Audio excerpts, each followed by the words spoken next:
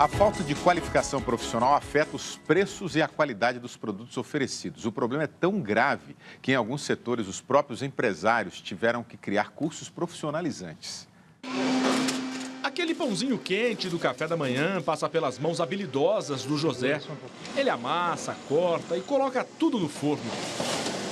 São 30 anos de experiência. A gente tem aí, na média, de uns 3, 4 mil pãozinhos, a gente faz aqui por dia. Mas experiência é uma palavra cada vez mais rara nas padarias. Da produção ao atendimento. O padeiro mal formado vai consumir mais energia elétrica, vai consumir mais massa, matéria-prima, trigo.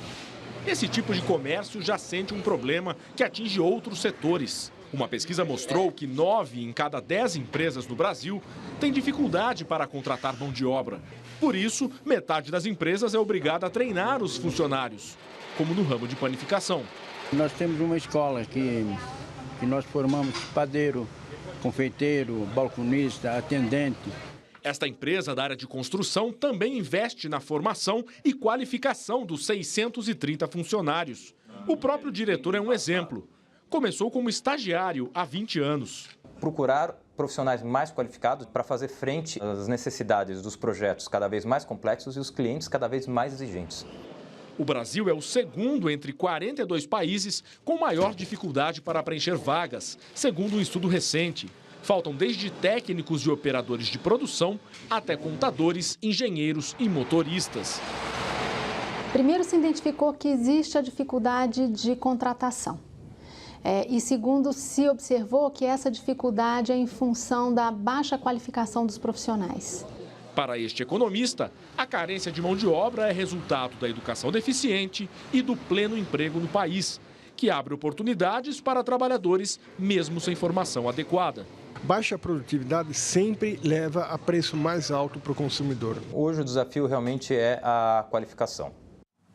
Agora, o Brasil deixou de investir em cursos técnicos para investir na universidade, né? Por que houve isso? Agora nós estamos pagando a conta. Nos últimos 20, 25 anos, houve um privilégio de a gente querer expandir o número de bacharéis formados em universidade, ter diploma e tal. E aí começou, especialmente, um incentivo enorme às universidades e faculdades particulares e tal. E isso foi se expandindo de tal forma que grande parte dessas faculdades, com raríssimas exceções, formam péssimos profissionais, formam desempregados, pessoas que muitas vezes têm o diploma e vão trabalhar numa outra profissão porque eles não têm qualificação adequada com aquele diploma de concorrer no mercado de trabalho. Então houve um grave equívoco, que isso é uma questão que passa 2 décadas e meia, no mínimo, tal. Por outro lado, nós temos um preconceito no Brasil, e isso tem a ver com a nossa herança escravista, em relação ao trabalho manual, né?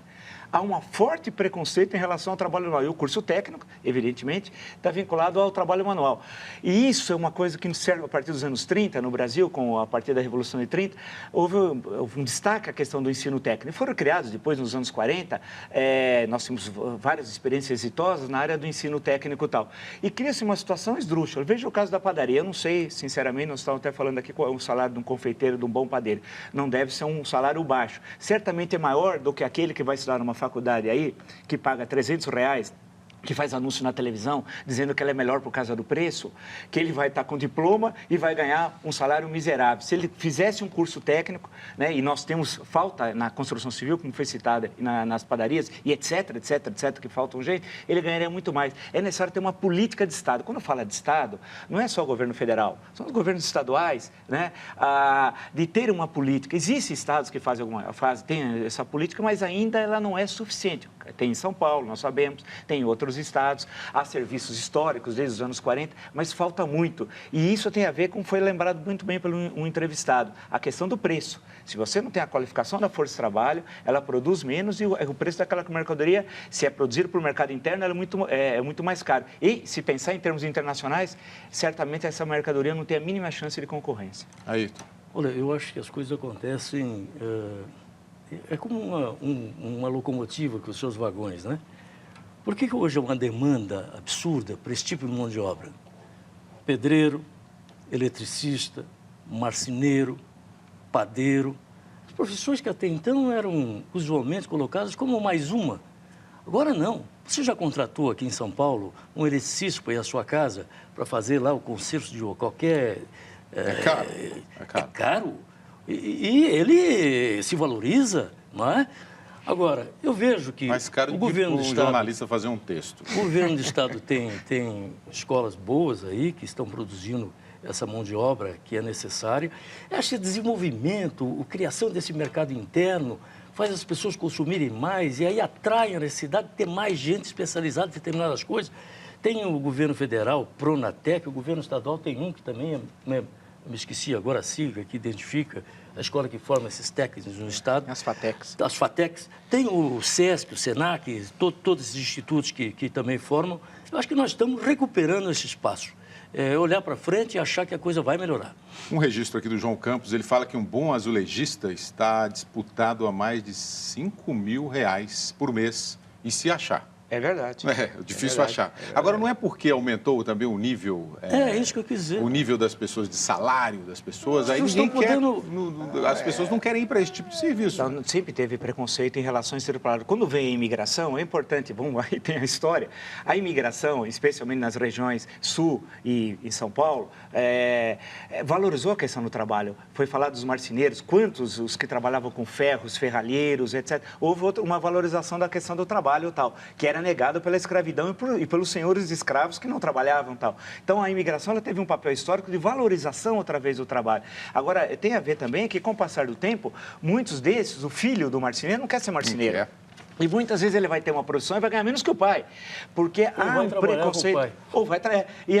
Agora, essa questão de azulejo, por exemplo, colocar piso, é uma coisa que todo mundo sabe, que já passou por experiência disso em casa, em construção, em reforma, sabe da importância disso, de encontrar um bom profissional que coloca pedras, por exemplo, por aí vai. Ou seja, falta uma valorização da questão da importância do trabalho. E num país em que teve escravidão e tem corrupção na escala que tem, o trabalho sempre é desvalorizado. Mais de 8,5 milhões de alunos no Brasil estão atrasados pelo menos 2 anos na escola. Os dados são do Censo da Educação Básica 2013 e mostram que 6 milhões de estudantes do ensino fundamental e mais de 2 milhões do ensino médio não estão na série correta. Um total de 8,5 milhões de alunos com defasagem nos estudos. As principais causas apontadas para esse atraso são a repetência e o abandono escolar. Além disso, algumas crianças já são alfabetizadas tardiamente. O ideal é que o aluno tenha 6 anos no primeiro ano do ensino fundamental e complete 14 no 9º ano. Já as 3 séries do ensino médio devem ser feitas entre os 15 e 17 anos. A cada mês, uma criança morre trabalhando no Brasil. Esse dado alarmante coloca em dúvida a meta estabelecida pelo país de erradicar o trabalho infantil até 2020. Conversamos agora com o repórter Ricardo Ferraz. Boa noite, Ricardo. Qual que é o motivo desse índice alarmante, hein? Boa noite, William. Boa noite a todos. Olha, a principal razão é que essas crianças estavam realizando trabalhos de risco, o que só é permitido pelas leis brasileiras a partir de 18 anos de idade. Nada menos do que 8 de cada 10 crianças que foram pegas pela fiscalização estavam fazendo atividades que são insalubres, ou seja, prejudiciais à saúde. Vamos ver na reportagem. Os números estão no relatório da CPI do Trabalho Infantil em fase de conclusão no Congresso Nacional. Das quase 13 mil crianças e adolescentes que trabalham no Brasil, mais de 10 mil realizam atividades de risco. São menores expostos a todos os tipos de perigo em carvoarias e lavouras, entre outros locais. As causas mais comuns de morte são as quedas e as intoxicações com produtos químicos. Pela lei, qualquer forma de trabalho é proibida até os 14 anos. A partir dessa idade, até os 16, o jovem pode trabalhar como aprendiz, mas é obrigado a continuar os estudos e tem a carga horária reduzida. Dos 16 aos 18, o trabalho é permitido, contanto que não seja considerado de risco. Segundo o Ministério do Desenvolvimento Social, nos últimos 20 anos houve redução de 88% no trabalho infantil e mais de 850 mil crianças foram atendidas pelo Programa de Erradicação do Trabalho Infantil. O país estabeleceu a meta de acabar de vez com essa atividade até 2020. E para a gente conversar um pouco mais a respeito desse assunto, eu estou ao lado de Rafael Dias Marques, que é o coordenador nacional da Coordenadoria de Combate ao Trabalho Infantil do Ministério Público do Trabalho. Muito obrigado pela sua presença aqui no Jornal da Cultura. Uma criança morre a cada mês por conta de trabalho infantil, ainda em pleno 2014 no Brasil. Por que isso? Os números do trabalho infantil tendem a se tornar muito grandes no Brasil. Apesar de uma experimentação de redução desse número, ainda são mais de 3 milhões de crianças e adolescentes que estão em situação de trabalho no Brasil. Isto porque essas crianças e esses adolescentes estão em situações de vulnerabilidade social, o que acaba levando essas crianças a uma situação de trabalho precoce. Além do que, crianças e adolescentes ainda não possuem o seu desenvolvimento biológico plenamente formado e por isso são mais suscetíveis a sofrerem acidentes de trabalho e até morrerem. Daí esses números alarmantes que impõem ao Estado brasileiro um estado de alerta para a mudança dessa perversa realidade. Ainda há uma cultura dos pais acharem bom que as crianças trabalhem? Sim, no mundo do trabalho infantil ainda estão vigentes alguns mitos, no sentido de que é melhor a criança estar trabalhando do que estar na rua, se prostituindo, drogando, estar ocupada do que estar no ócio. E isso, na verdade, é um mito, porque o trabalho infantil é uma grave violação de direitos humanos e traz inúmeros prejuízos para o desenvolvimento biopsicossocial dessa criança. Afeta a saúde, faz morrer, adoece, prejudica na educação. Sabemos que crianças que trabalham não vão à escola ou se vão à escola já chegam cansadas e não conseguem aprender, além de prejuízos ao lazer, ao seu direito de brincar e de se desenvolver enquanto pessoa. Doutor Rafael, muito obrigado pela sua presença aqui no Jornal da Cultura. Voltamos com você aí no estúdio, William. Obrigado, Ricardo. Em instantes, bronzeamento artificial, cidade inglesa é campeã de casos de câncer de pele na Europa. E mais, as enchentes na Sérvia e Bósnia já afetaram mais de 1 milhão de pessoas.